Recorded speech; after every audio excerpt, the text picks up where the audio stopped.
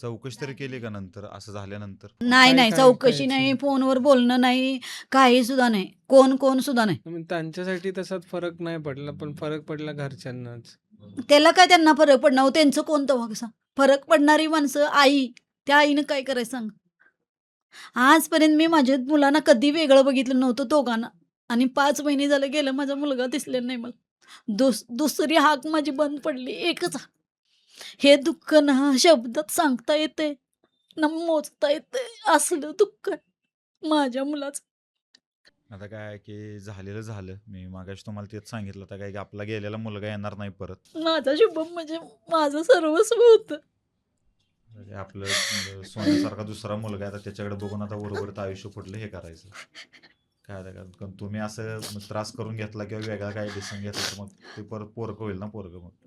आपलंच पोरगं आहे ते. खरोखर मी घेतलेला डिसिजन. नाही असं मी अजिबात स्वतःचं पण आयुष्य संपवायला निघालेच. नाही. मग तुम्ही फक्त नसते एकच जर मिनिट लेट झाले असते की नाही आता आई आमची बघायला आईच्या लक्षात आलं. मी तिला बघितलेलं आई कपडे उन्हात काढायला गेली संध्याकाळी 4-5 वाजता. बघितलेलं मी बघून आलतो ती कपडे काढायला. ते मी आधीच ठेवलेलं माळ्यावर ते हे करून गेले आणि तिला कधी कसे मला बघितले काय माहिती.